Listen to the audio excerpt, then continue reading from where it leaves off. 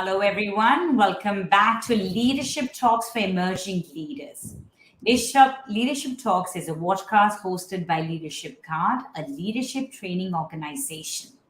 It's a brainchild of four individuals, Kiran Sandhu, Ashish Datta, Ram Ramakrishnan, and Devesh Mon, who share a common vision to support 1 million emerging leaders to solve problems for self, others, and the organization. Leadership Card runs leadership programs for individual contributors and corporate clients. Our coaches have over 100 years of experience and come from diverse fields such as academics, finance and operations, real estate, and sales. Every week on Leadership Talks, we invite leaders from varied fields and industries to share their stories and share tips and strategies which you can apply to accelerate your personal and professional growth journey. I'm your friend, Kirandeep Sandhu, a leadership coach, and I'm here hosting today's episode along with Mr. Ram Ramakrishnan discussing building structurally strong leadership. Over to you, Ram. Thank you, Kiran. In today's episode, we are privileged to have the presence of Dr. Sanatkumar Rajamane, founder of Sanidhi Technologies Inc. You all can visit his website to look at his introduction, which is quite long. I'm going to keep it short and simple, which was founded in 1993. He has PhD in structural engineering from IIT Madras. He has been in the field of structural design since 1983. Today, you see the tall structures of metro across the country. Many of them, he was involved in doing that structural design. That is the credit it goes to him. Recently, he was honored as Eminent Engineer by the Association of Consulting Engineers Bangalore Chapter.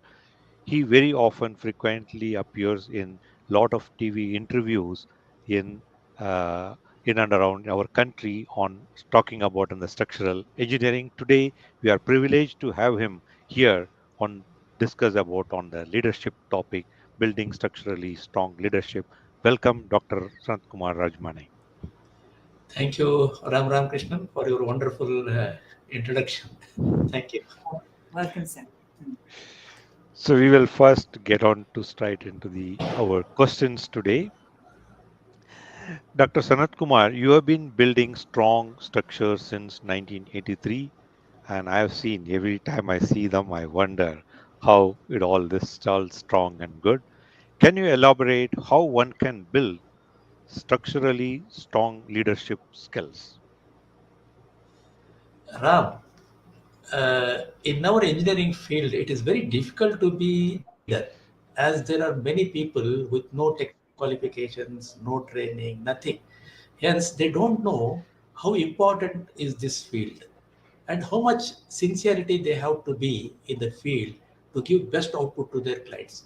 But from my experience, I feel one can build strong leadership skills only if he has a deep knowledge about his profession and keep updating it after that, ready to share it with his colleagues and associates. This naturally puts him in the leadership slot, I think.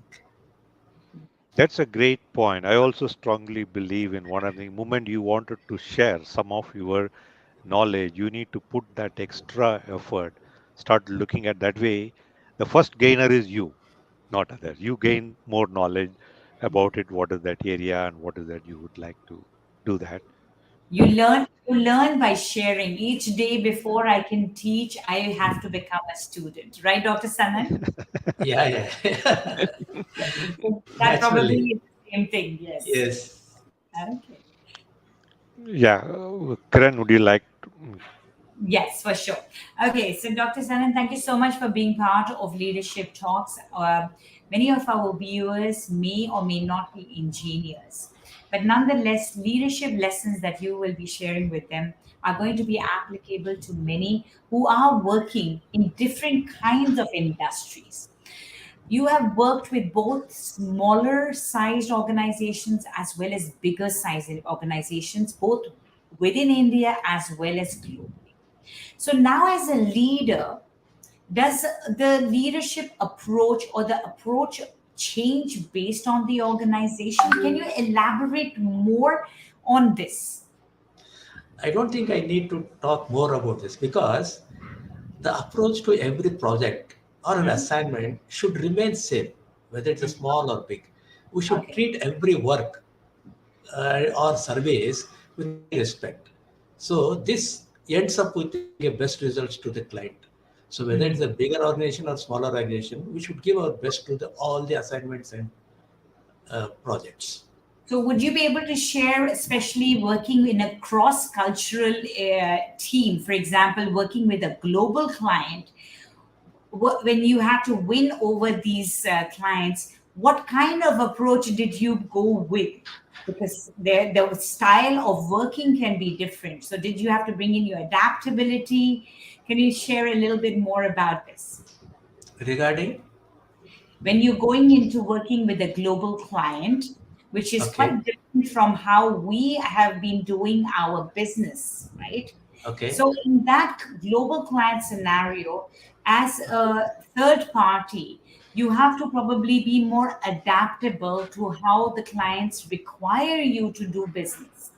So, yes, can you share some example where you faced any of these challenges in the adaptability or new culture or new organization, which was different, and how did you navigate your way out of it? no, no. See, when your profession, your output has to be the same, whether it is an internal Indian project or outer or external project. Ultimately, we have to give our best design for execution purpose. So sometimes for the foreigners, it may be little more detailed, and their approach will be in the systematic way. But whereas in our Indian condition, maybe little relaxed condition, and they may not be interested in to go deep into the some details and all. But whether it is a Indian or foreign countries, our details will be the same. We provide entire details so that anybody can execute with lesser difficulties and with more comfort. That's Yeah, that very is absolutely right. Here also, I can add on to him. Working in both global as well as the Indian organization. See, what happens is when the global organization I had seen, they want into the nth of the detail, lot of things. And in India, we say that if some hierarchical, some of the things is approved, it's all fine. But in global organization, people even at the CEO level, I found they're getting into a lot of details into that the last mile of the thing. That is where you have to prepare. One of the things that is where I agree with Sanat Kumar, Dr. Sanat Kumar. Once you are prepared, irrespective of which project it is, your base is clear and this is what you are doing it. You are able to unfold when something is more required, depending on the requirement of the people. That is the great thing. Hmm. That takes me to the next question, Mhm. and I know I have been interacting with you. I recall you sharing about importance of the relationship in growing your business. Can you share with audience on how they can build relationship which can be leveraged to grow business? Yeah, yeah. Ram Ramakrishnan, Miss Kiran also. See, building relationships is more important in a business like ours, wherein we can't keep our ads in the papers or TVs and all. But the relationship with the business or building the business is only by a way I can tell you. You have to give your best service to your assignments, not to the client. To the work, what job you get, no, to that you have to give your best service, which in turn satisfies the client indirectly, and this makes him to come back to you whenever he requires your service again. And further, once he has your experience, then he will definitely share your name with his friends, contacts, wherever he comes to know that they need your services. Definitely he will give your, he will connect you. And further that, you should always keep updating your knowledge about your service, about your product, so that uh, what happens is after updating yourself, and you have to update your achievements or whatever the special works you do with your clients, so that they will come to know that how much you have improved in your business and what are your capabilities, updated, so that they will also come to know. And when they are going to share with others, they will tell that this person has improved himself in the business, so you can take his better service now currently. So these are the things which will help in improving your business. And I know never get you. into legal fight with your clients and all. Because since you're doing sincerely your work, need not go into the legal fight unless it is going to affect your profession. Because having a good relation with the client is more important, because one or the other day it will come back. He will come back to you to take your service. I know you have shared the story. I listened sometime now. The based on the good work done by you in some place, people have recommended to another place. Like that, people who changed it also. Wherever they go, there they have taken it and wanted to do that. That is where ultimately you deliver to your 100% what exactly is required is number one. Then building that relationship. Another thing also I remember you saying definitely if there is a small or big work, it doesn't matter. It's a work because they don't have an expertise. That is the reason they are asking you to help and do that. So that is where you doing it. You said you built that relationship. Would you like to elaborate on that little bit? This is what, see, for example, Mm, uh, even if it is a small watchman's shed, I don't mind taking it up, because that leads to the big projects. Because if there is big project behind that, if you give a good service to your client, then we'll think that he is capable of doing the other jobs also, bigger jobs also. So you concentrate on giving your best to the project. Definitely will take you to the next level. This is what I have my experience. For example, I think I remember once I had told there was an issue. In fact, I was not involved in that. So somebody came to me saying that, sir, somebody has taken away about 7 feet of my land. Can you sort it out? Though I was not in the urban planning engineer, I don't know anything about that. Then what I said, yes, let me see and study it. So I went deep into that study, and I said, I understood that the extra road width, the land, what the other client had taken out, it was not actually, because he was thinking that side drains are not in the road width dimension. But I came to know that it includes that drains also in the road width. So, but I cannot just tell that, no. So I went to the commissioner of that area, that Urban Development Authority commissioner, saying that this is a requirement, sir. Can you sort it out? So seeing at my letter, then he said, "Arey, you are such an educated person. You are living here. Why don't you take up a small layout making work?" So instead of solving that problem, he gave me another work. That's an issue. He said that road width includes the drain, but he gave me another one. So from there, my journey started in the urban planning also. Though I was not an urban planning engineer, but I could do that work. From this small layout, seeing at my work, quality work, he gave me do this CDP, that is a comprehensive development plan of the entire city, where the small layout was only 16 acres, but the development of this one, of the comprehensive development of the city, is about 9,000 hectares.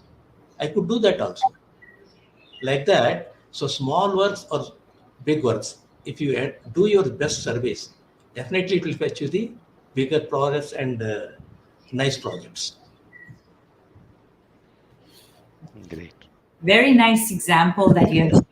How a small work, many times people look at the bigger opportunities and they don't realize that if you start small and take up that small opportunity, which may not seem too big, can lead to so many more opportunities. So, this is a very valuable lesson that you shared with our listeners over here.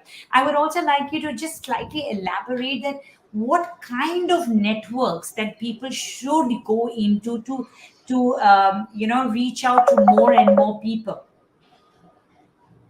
Like when you said that you should be, when you're saying your friends will suggest your name, and then they will come and reach out to you. Referrals can be used for you. How do you share with your clients about the work? How do you reach out to these clients that you are continuously doing these things? Because you can't. I mean, is it through email system? Is it through your websites? How are you reaching your clients?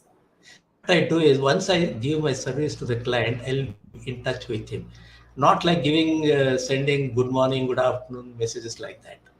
Whenever I do a better job, a different job, an important job, I will share those details of that project with my clients, so that whenever they see my messages, because it's not regular message.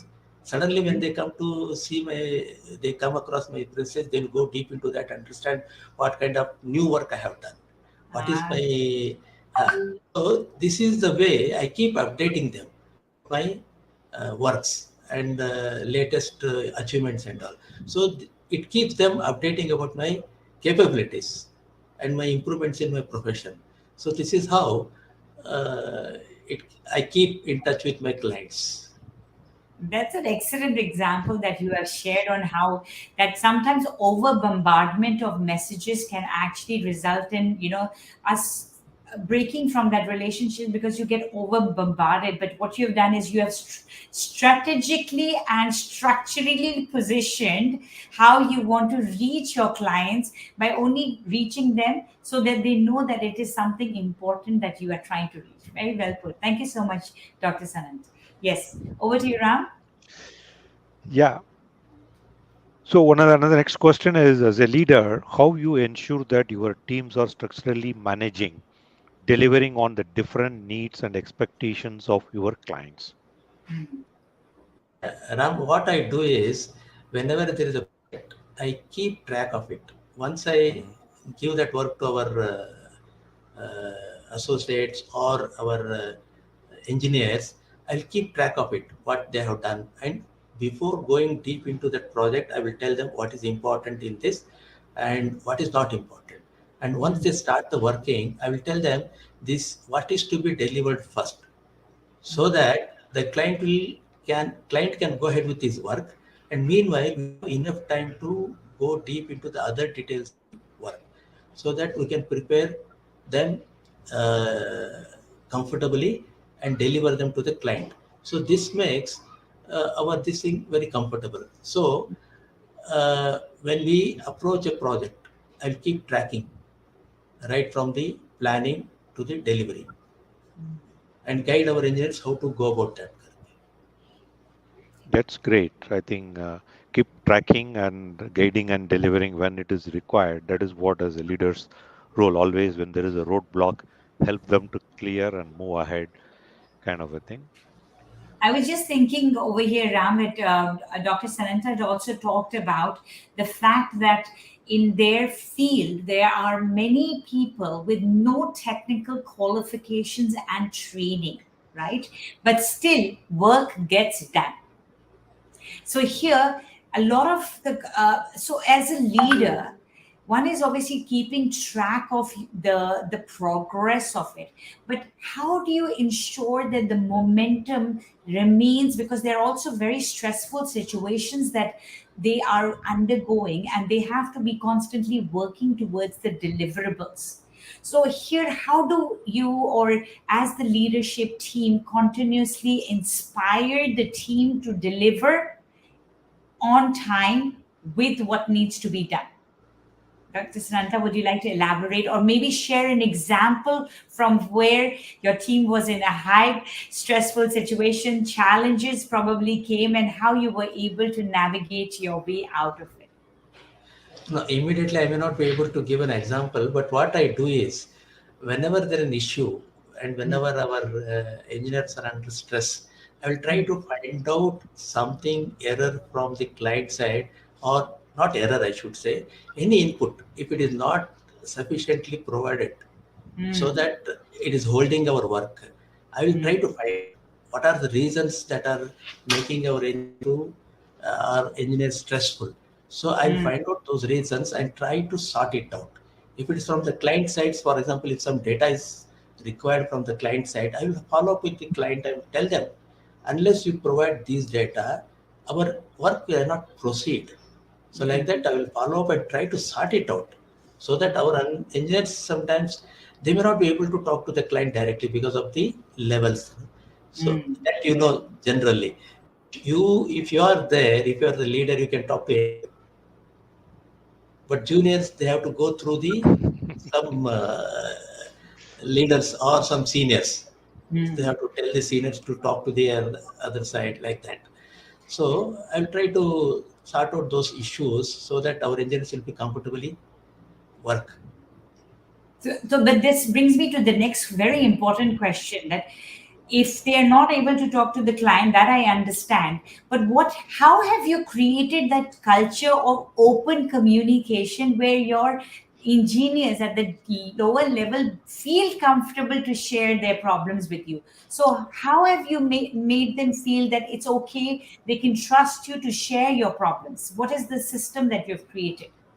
What I do is I will be always patiently here to my both clients as well as my engineers. So try to understand what they are trying to express points. So I go down and I will study those points also, whether it is right or wrong, which one I have to consider. From there, I will take a call. Then I will guide our engineers how to proceed. Then wherever there is an issue, whenever there is an argument, I will listen to them. Try to understand what they are talking about, why they are talking about, and whether it is right or wrong. So I will listen to them, try to understand, study it, then I will take a call and guide them. If it is correct, I will, yes, you are right, go ahead. So sometimes it will encourage them also if they are right. And our approach is not correct, and the junior's suggestion is correct, then I'll appreciate it. Then I'll ask him to go ahead. So this will also help him, encourages him to put more effort into the assignments, like that. And this is how I proceed in the assignments. Thank you. Thank you for a lot of insights on that. To conclude, I have two requests. One is if you have to share 3 lessons to emerging leaders from your experience, what that would be. And I also did not tell this to Kiran. You have a signature thing. He's a very good singer. One of the things, if you want to end this thing with the 2 lines of a message of singing, I would like you to do that also Oh, at the end of wonderful. the, if you That would that be thing. yes. So first is 3 lessons for emerging leader, and what is that thing which you wanted to leave a message? As I explained now, as a leader, you have to be always patient. You should listen. You should not get excited. Because if you are patiently listening, you will have ample of time to think. But if you get excited, then your whole mind will be not under your control. So my feeling is you should always be patient and cool. The secondly, you should always listen to the other instead of giving your views. First, listen to them, understand. If it is correct, accept it simply. And if there is something you can add it to that, it's better you add it to that, so that it will take it further. And always you should share your success with your team. You should not say that success is only because of you. It's a teamwork. Absolutely. So whenever there is a success, you should share it with your client, your team. If something has gone wrong, you should take responsibility of it because you are the leader. You should have that both. Share your success with your colleague, your team, and take the responsibility of whatever has gone wrong. That's the responsibility yours. Like that, if these 3 points, if you follow, probably you will be a good leader, I feel. Wonderful. Thank you so much, Thank you. Dr. Saranja. Yeah. I think now time has come for you to oblige. Ram has said that there is a request he would like you to make. And this is for the first time we will be doing this on Leadership Talks for Emerging Leaders. So I think 2 lines is something that you can inspire our audience with. Acha, Ram didn't tell me that. To see. No, that is Anyway, the one you do all, it very impromptu. I did not have to say that anything. let me try. My throat is not all right today. But anyway, there is one song always it used to inspire me. Right. Uh, that you should always take your step forward. You should not sit back and wait for the opportunity. You should go and tap the door and open it, and a lot of opportunities will be waiting for you, Karki. Okay. So that song is very inspiring me. Agadu ಎಂದು, it's a Kannada song. ಆಗದು ಎಂದು ಕೈ ಕಟ್ಟಿ ಕುಳಿತರೆ ಸಾಗದು ಕೆಲಸವು ಮುಂದೆ, ಮನಸೊಂದಿದ್ದರೆ ಮಾರ್ಗವು ಉಂಟು, ಕೆಚ್ಚದೆ ಇರಬೇಕೆಂದು, ಕೆಚ್ಚದೆ ಇರಬೇಕೆಂದೆಂದು ಆಗದು ಎಂದು. ಕೆತ್ತಲಾಗದು ಕಗ್ಗಲ್ಲೆಂದು ಎದೆಗುಂದಿದ್ದರೆ ಶಿಲ್ಪಿ, ಕೆತ್ತಲಾಗದು ಕಗ್ಗಲ್ಲೆಂದು ಎದೆಗುಂದಿದ್ದರೆ ಶಿಲ್ಪಿ, ಆಗುತ್ತಿದ್ದೆ ಕಲೆಗಳ ಬೀಡು, ಗೊಮ್ಮಟೇಶನ ನೆಲೆನಾಡು, ಬೇಲೂರು ಹಳೆಬೀಡು, ಬೇಲೂರು ಹಳೆಬೀಡು. ಆಗದು ಎಂದು ಕೈಲಾಗದು ಎಂದು ಕೈ ಕಟ್ಟಿ ಕುಳಿತರೆ ಸಾಗದು ಕೆಲಸವು ಮುಂದೆ, ಸಾಗದು ಕೆಲಸವು ಮುಂದೆ. What Thank you. one Very inspiring. You are given a translation also. I'm sure everyone will enjoy that. wonderful. Thank you. I would thank you. I would like to say thank you to Dr. Sanant to be sharing with us. Sanat, One is inspiring thoughts, his ideas, his vision, that how as a leader we need to be constantly be growing. Don't think as any opportunity is too small. Take every opportunity that comes and have a bottom line that what is that you want to be delivering to your clients. And it won't matter whether you are with big organizations or small, because if you are working from your core and have the basic principles clear, all fundamentals are clear, you will be able to deliver the highest quality products to your clients. With that, I would say thank you to our audience today for joining us on this Leadership Talks. Leadership Talks Emerging Leaders will be back next week with another leader to share their thoughts and ideas. With that, this is Kiran, Ram, and Dr. Sananta signing off. Till we meet next week, same time, same place. Thank you. Thank you, Ram. Thank you, Kiran. thank you. Thank you. Thank you, Dr.